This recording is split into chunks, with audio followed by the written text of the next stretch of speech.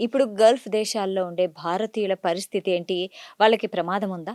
Yes. They are in typical situation. ఇదే గనక జరుగుతూ ఉంటే గనక అక్కడ దాడులు జరుగుతున్నప్పుడు చూడండి they are suppose to do attack on military installations. హుహు. దాని బదులు ఇక్కడ స్కూల్ పిల్లలున్నటువంటి ప్రాంతంలో హ్మ్. దాడులు జరిగినాయి. ఇప్పుడు ఇరాన్ కూడా అదే పని చేయొచ్చు కదండీ! ఇరాన్ కూడా ఇప్పుడు నేను మిలిటరీ ఇన్‌స్టాలేషన్స్ బదులు మిగిలినటువంటి వాటిలో ఏస్తున్నాను. కాబట్టి అక్కడ ఉన్నటువంటి వాళ్ళందరికీ కూడా భద్రతా సమస్య ఉంది. వాళ్ళందరినీ కూడా ఆల్రెడీ బంకర్స్‌లో వెళ్ళిపోమని జెప్పారు.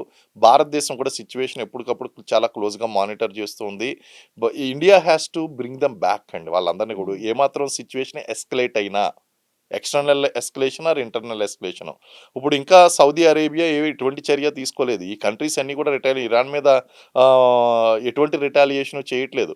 ఒకసారి అది స్టార్ట్ అయిపోయిందంటే అది ఫుల్ ఫ్లెడ్జ్డ్ వార్‌గా రీజనల్ ఇన్‌ఫ్లూయెన్స్‌డ్ వార్ కింద మారిపోతుందండి. మధ్యప్రాచ్యం అంతా రగిలిపోతుందండి. రగిలిపోతున్నప్పుడు ఇంకా అన్నిటికంటే మించి ఇక్కడ ఎవరైతే ఉన్నారో దుబాయ్, యెమెన్నో, హ్మ్. కువైట్ ఇయన్నీ లెబనాన్ ఈ ప్రాంతాల్లో ఉన్నటువంటి వాళ్ళందరూ కూడా ఇంపాక్ట్ అయిపోతారు.